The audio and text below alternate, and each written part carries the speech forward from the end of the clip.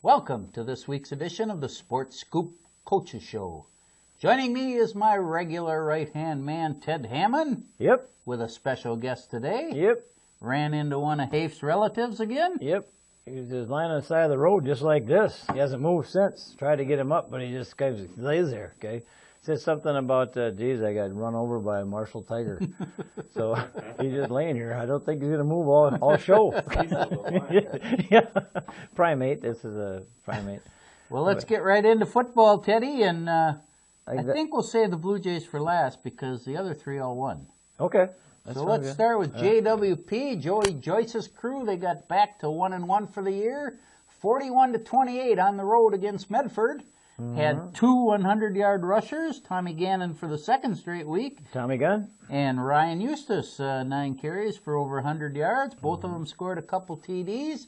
And I guess Joe's concern right now might be his team's defense. If they've given up mid-20s both of their games so far. It's going to tighten up. Okay. And you got guys like Alex Jolsted on defense, it's going to tighten up. There'll be some hitters out there. And Gannon's a heck of a hitter, too. So I talked to Joey last week after the game with Fillmore, was it Fillmore Central? And he said there was one key play in the game that really didn't get brought up, and it was Ryan Eustace ripped the ball out of the ball carrier's hands and was taken off for a touchdown, and officials blew it dead. And it was inside the 20-yard line of JWP, and then they went in to score, Fillmore Central. So that could have been the other way around. So they could be 2-0.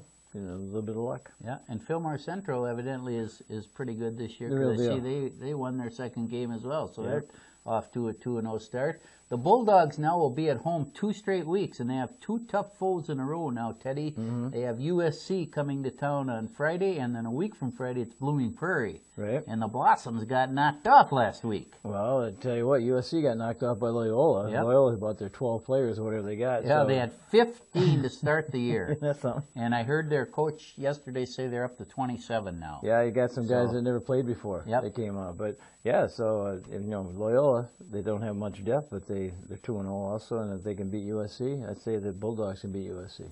JWP has is that the little big man's younger brother at the quarterback? It's a Janicki. It's a Janicki. Josh Janicki. Yep. Running the show. But little big man 2 is going to be Tommy Gannon. Okay. Josh is much more, he's more sophisticated than his brother was. Okay. His brother just loved to go and bury everybody, and Josh is more cerebral. He uses his head a lot more. No offense. Okay. Bulldogs, if we didn't mention, beat Medford 41-28. Even their record at 1-1. They'll be at home Friday night against USC. WEM, John Botkin's crew, won their second straight. They defeated Lake Crystal Welcome Memorial 32-14, and they're putting some points on the board to start the season. Yep. You got Johnny Box got him back rolling again, like always, and Wagner doing the defensive chores. So, hey, here go the Bucks. Mitch Walter appears to be their big runner this year. He held to about 90 yards last week, but they have still another Baran that's leading the defensive charge. Kellen Dorenkemper is a 3-year starter at quarterback. And, of course, all John's teams seem to get that perfect mix between running and passing, don't they? They sure know how to mix it up. That and they do it their way. Yes. They got some athletes, and sometimes they just say, hey, we're going to go out there and just have fun. They do. They fly around. You talk about winning breeds winning, and there's one program that has really done it. They just, every year, win, don't they? A couple years ago. Well, yeah, but once in 20 years, my gosh. Okay. Even the Packers have a down year once in a while. Well, yeah, with injuries. Okay. And NRHEG, Dan Stork's crew, Jeez. 2-0 for the year, have held both of their first 2 foes to 1 touchdown. Defeated Leicester Prairie Holy Trinity 34-6 in their home opener last week. The Panthers, I got a text from my man Grant Berg, and of course he's an old quarterback, and we always tease that you guys got to throw the ball more. And Grant said, well, we got the aerial game going a little, and then I get the stats and see they unloaded it 11 times. So, Grant, 30 is throwing the ball a little. If your nickname is Air, okay, get the idea, right? It's got to be in the air. Okay. We were laughing after the game too because John Schultz is a assistant coach, and you know, if he didn't have to throw the ball all year, he'd be happy. And his son is an offensive lineman now, and I said, well, Harry, you can change this in a hurry. Just switch him to tight end next year. And John will want to throw a little, but... Remember when Brad Winland first came yes. in? An air ball was something in basketball. It was sure not in football. The Panthers, of course, have the good ground attack once again this year. They have a youngster named Parker Peterson, I think, at quarterback. There's two Petersons. I get them mixed up. But they are off to a 2-0 start of holding teams to 6 points a game. And Friday night coming up, Teddy, if we didn't have to go to St. Peter, we would be in Waterville because it's NRHEG at WEM Friday night in an early season showdown. Those two teams don't like each other on the field. No. And throw out the records. Yeah, it's a great rivalry, and with both of them being 2-0 this year, this could be a fun one. Yep, I'm in agreement. That leaves us with the Waseca Blue Jays. Coming off an opening 34-0 win against Albert Lee, the Jays had the home opener, and coming to town was Marshall, ranked 7th in the state in the first poll, and boy, they're going to jump up because that is a good ball club. Final score, Marshall 35, Waseca 0, and here's an interesting stat, Teddy, unofficial, of course, from the radio booth. Marshall ran 33 plays in the game. Had 300 yards. Waseca ran 61 offensive plays. And barely topped the 100-yard mark.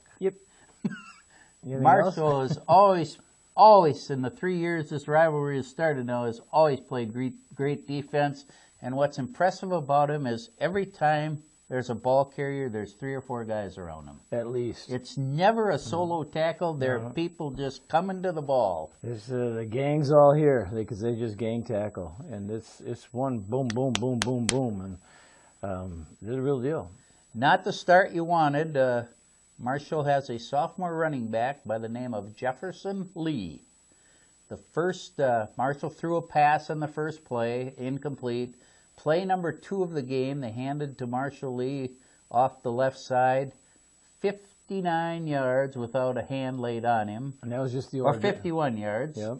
The next time Marshall got the ball back, they ran the exact same play, 89 yards, did not get touched on either play. Now there's a good average. He had 140 yards and 2 carries. When he carried once for 18 yards, I said, that really hurts the old average, Don. So Marshall, total domination, much like the game last year, the regular season game at Waseca. Marshall just outplayed us and dominated the game. They did the same Friday night. Thoughts from the Waseca sideline? I don't have any thoughts. Okay. They are the better team. I mean, it's just simple as that. You take away, though, those 2 big plays at the beginning of the game. We were really fired up, but that kind of took some of the starch out of us. But the guy was just playing out fast, and we don't have anybody that fast. And we took some poor angles in our secondary, and we have a drill we call Gata, where we get after their butts, okay? And we run an angle drill where they all have to go up, touch a cone on the line, and then the ball carrier goes around the end, and you have to get an angle to get, the feel of, hey, you can't just run the sideline and then follow them all the way down the end zone. Well, even when we're running our angles, we couldn't catch the guy. Yeah, and part of it is the angles were poor because I don't think we realized how fast he was. That was exactly right. Yeah. So, a big key in the game, Teddy, after those 2 scores, Waseca did settle down defensively. And we moved the ball. Yeah, we're moving the ball but couldn't get anything together. We got the ball, I think, with about 4 or 5 minutes left in the half, made somewhat of a drive, and then got stopped. And I thought the key was Marshall goes down and scores right before halftime to make it 21-0, whereas could have been 14-7 or 14-0. I was hoping we get out of there. Still in the game, yeah. Well, they had a big 4th down play. They ran a counter, and they got the first down, and then they threw the little pitch back to Jefferson Lee, and he went around the end with an escort service, and we didn't touch him. But you're right, that was really key. And if we just held them to 14-0, who knows what would happen second half? Because we were stuffing them up the middle, no problem. And they had this big gopher recruit. Drew Humiliski. Yeah, I never could pronounce it. But he plays shortstop in baseball, and he's a wonderful shortstop. Well, he's a heck of an athlete. Yeah. we're going to punt to him. Okay, so we punted away from him, so they run a reverse. He comes around right in front of our sidelines, and then a couple beautiful jukes, a nice little stiff arm, and he's in the end zone. Yep. So he's the real deal. But you take, the two big runs by Jefferson Lee, and then that punt return. Okay, and it's what 14-0. Yep. And they have the reserve scores, so it could have been, coulda, woulda, shoulda. They were the better team. Yep. They won the ball game. A couple of players from Marshall that don't get the accolades, but they had a 290-pound tackle, and believe you me, he wasn't a guy that plodded along. He took Dylan Winiger once and threw him down like a dish rag, and they also had a linebacker that 16. I wonder how many tackles he had. We didn't keep the tackles, but boy, he was in on a lot of them. I think you call him Sweet 16 because he was unbelievable the way he hit. And we had some guys really banged up. We got to get that injury report to find out, but Nick Buckley came out and he got hit in the head. And we had the one you didn't hear of very often was, where did Jack Milbrett end up? Okay, they keyed on him, and it was 3-4 guys just drilling him. He was one sore little bulldog. Jack had about 40 yards rushing, and he had to work for every one of them. Yeah, they keyed on him, and yeah, after last year down at Marshall, we upset him in the playoffs. You can bet he was a mark man. Yep. So the Jays have some things they have to get straightened out, Teddy, and one after, we've only played 2 games. Let's not panic. And we're 1-1. Yeah. But one of the things that's been a little bothersome is the passing game so far. I thought we'd be further along than that. Receivers aren't getting open, and Nick is sailing an awful lot of passes high for some reason, really overshooting people. There's a little happy feet. Yeah. But right away, you look at Eric Moss, and he's been probably the go-to receiver, and he's a big target out there. He's only a junior.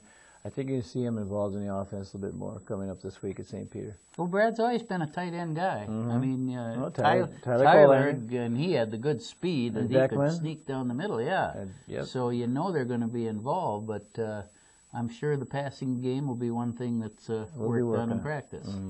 Next week, the Jays back on the road. They head to 2-0 St. Peter. Yep. And St. Peter beat LeSueur in the opener, Ted. And I see last week they defeated Worthington in double overtime, and Worthington went for the win at the end of the second overtime and got stopped on the 2-point play. You got to admire that. Yeah. Go for it. Yeah, I love it. Yep.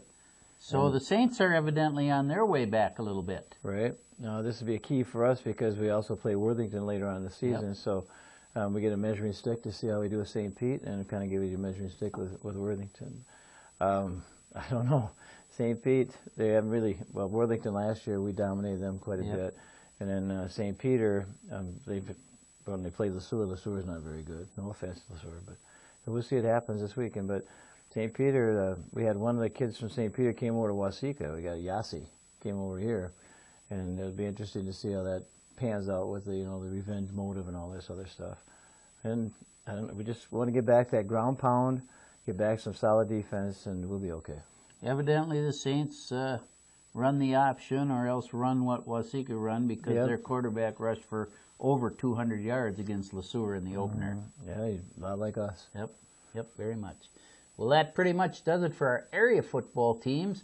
Some of the other sports just getting started now. Finally. I know in volleyball, Waseca opened the volleyball season with a 3-0 loss at Pine Island. And no, I was at home. Yeah, okay, at home. You said at Pine Island. Okay. I'm trying to correct you. And seems like the same old problems because the Jays did not even reach double digits in 2 of the 3 games, and their leading hitter had 4 kills. Tough to win that way. But I watch them because they're right down in the gym. And, boy, this guy's organized. He's got all kinds of stations set up, and they're working on footwork, working on passing and everything. It's a gal. Okay. I'm looking at... Okay. Just correcting you. I know.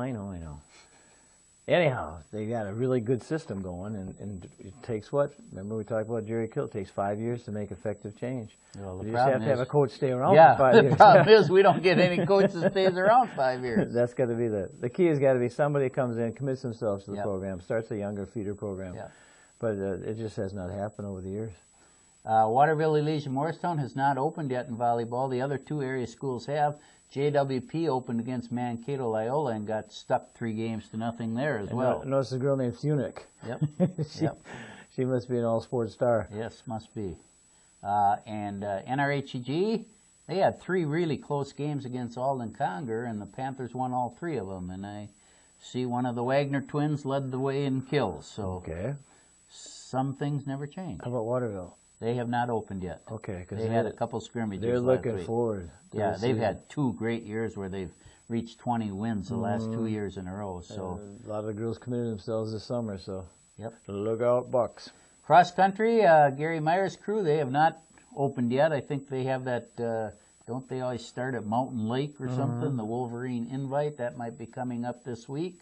I think NRHEG and Waterville Elise Morristown did run at Fairmont Friday, and I saw that Tierney Winter won the girls' race at Fairmont, but they did not give team scores other than Fairmont won it and the team that finished second. So our stats man didn't come up with anything? Well, Andy didn't come I up? see he's busy right now. Okay. All right. Tierney Winter, and as Teddy mentioned last week, the girls are now running 5K, the same as the boys. So you probably won't see any new course records for the girls this year. No. Or they'll all be course records because they're 5K. Well, that's right. Yeah. Jeez. Okay. Soccer, thanks to our producer, Andy. Well, I think it was Hudson, really, that looked it up. But the Waseca boys opened their season with a 5-0 shutout against Marshall, and they're coming off a fabulous year last year. They lost 1 or 2 maybe the whole year. Got to the section. I was going to say it in the section finals. Yep. Yeah. And the girls have already played 2 matches for Waseca. They lost a 2-1 decision, and they won a 3-2 decision. Had 2-1 runners, 2-1 score goals already. Manaville Comets. Yep. So soccer's off and running, and finally the tennis team, Kyle Collins' crew. I saw Teddy. They have just 3 seniors in the starting lineup: Anna Hain, Maddie Knoll, and Sydney O'Brien. Yeah, and Sydney's out for the first time. Yeah. Yeah. Those are the only 3 seniors, so they're a young team. They opened with a 5-2 win against Lake City, and then lost to powerful Rochester Lourdes 7-0. And Lourdes ranked in the state, and they have 1 senior in the lineup. I think they're number 1 players in 8th grade. Yeah. I think. Yep. But they are unbelievable. So that pretty much does our local scene. Just a quick reminder again: football. That's our number 1 sport here. The Blue Jays. The Blue Jays are on the road Friday at St. Peter. NR and Waterville play Friday in Waterville, and USC comes to JWP Friday. So get out and see your favorite team on Friday night football in week 3. Yep. Other things we want to talk about, Teddy. Of course, we have to bring up your Minnesota Twins because they're just hanging in there some way, even with Mike Pelfrey. They got to be doing with smoke screens and mirrors and spit and duct tape and whatever gum. How are they winning? Because they haven't had a starter. Probably gone more than 5 1/3 innings in the last 2 weeks. Probably. You got a relief, a bullpen. Sometimes is good, sometimes isn't good. You got your best hitters are not hitting, and they're still winning. I mean, I have to admit, I really thought of you last week, and it brought a smile to my face because right after you were on the show Sunday and just belittled the top man here about Mike Pelfrey and how great he was, he turned right around a day later and gave him an outstanding 2 2/3 innings, gave up 8 runs, and was off of there. And I thought, yep, Teddy, you're right. He has turned him around. I shut my phone off just in case you were going to text me, so I didn't have to worry about hearing that.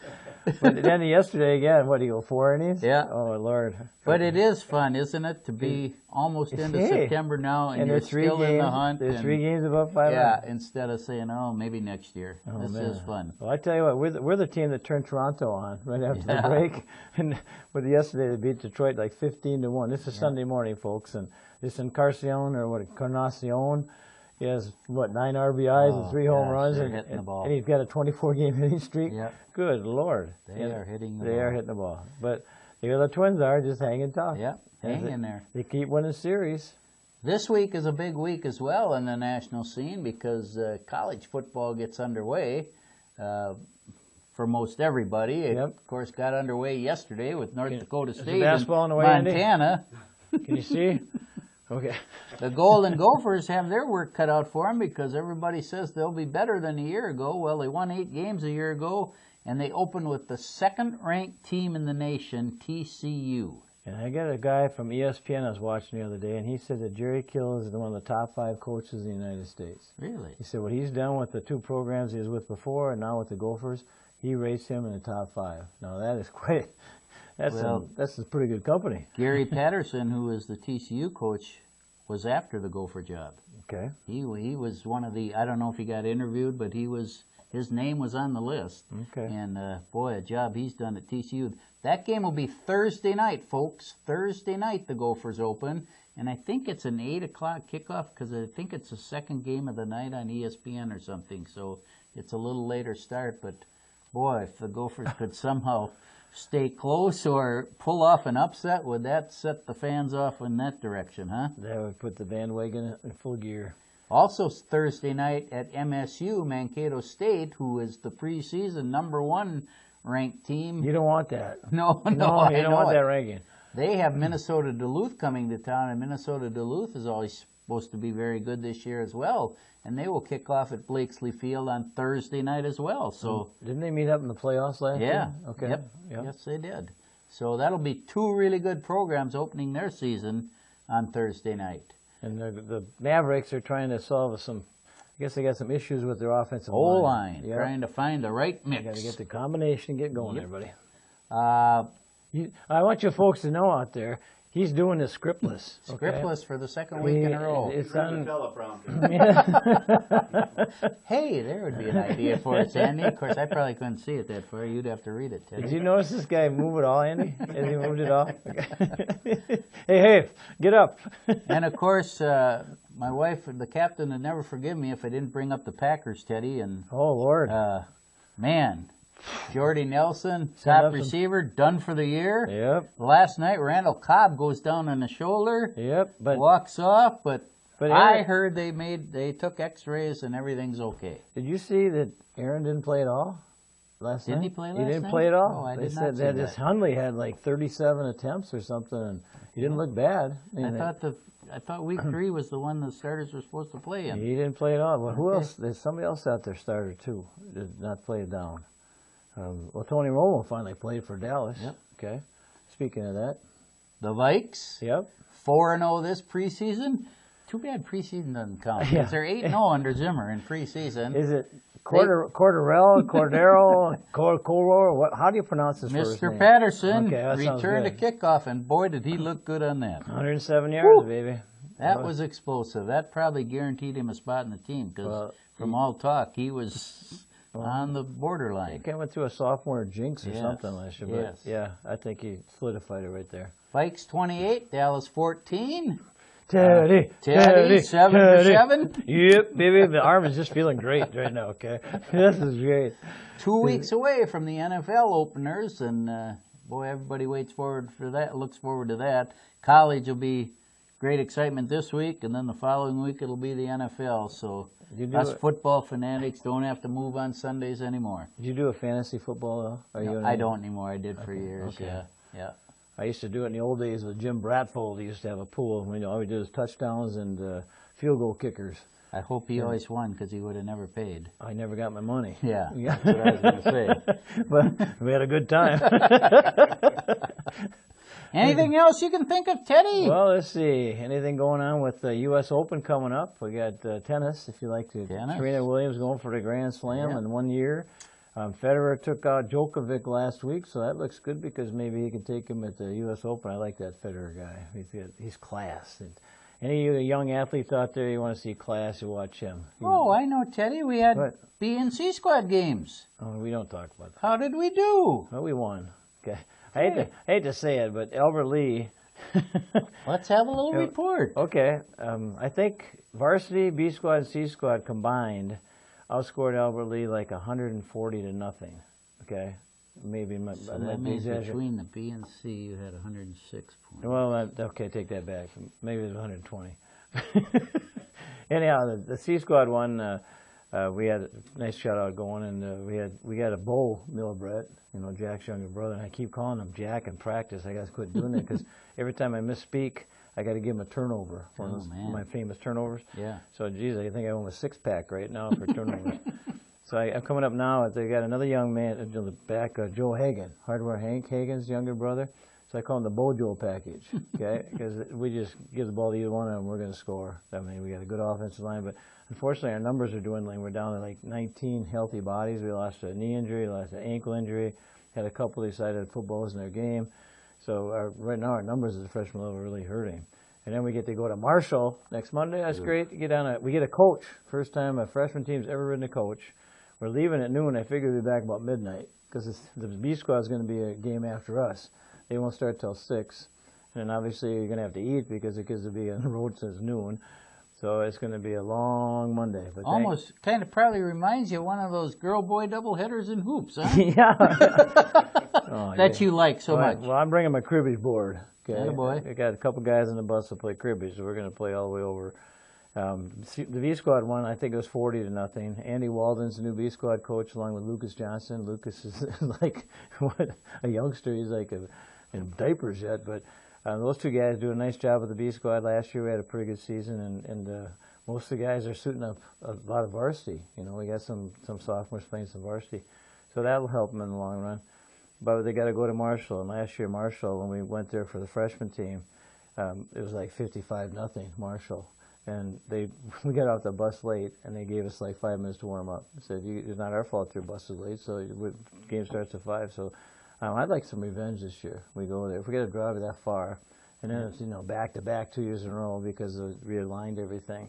We'll see what happens, but we got some quality in the freshman squad, some quality in the B squad, and we're looking to maybe we could turn it around with Marshall and set the trend now that, hey, down the road, we can dominate you guys' younger grades, and we're going to carry that up to the varsity too. And not just the varsity is not competitive against them, but that's the team. You got a town with 15,000 with a college there, and it's the only high school they got. They're the team to beat. Yep, they are. Hey, that'll do it for this week's show. Thanks to Ted Hammond, my right-hand man, I do have a song. And Holly Hayford. Yeah, Holly Hayford never moved all day. It's okay, go back to sleep. Still run over by the Marshall. But I do have a song. Okay. I told you this year we're going to have more and more. All right. Okay. I love my calendar girl every day of the year. August, September, That's it. See, this is the last day of September, of August, right? Yes. Kiss goodbye, August, and here comes September, and here comes football. I need to know the lyrics. Andy, can you get the lyrics for me next week? We'll work on it. Okay, thanks. I'll text you if you leave your phone on. And Andy, can we also work on carrying a tune? Boy. I thought Neil Sedaka was back up to me. Okay. Thanks to Ted Hammond and Holly Hayford for this week's show. Thanks to Hudson and Steve Anderson for producing the show. And thanks to you for all watching. We'll see you next week. See you next week.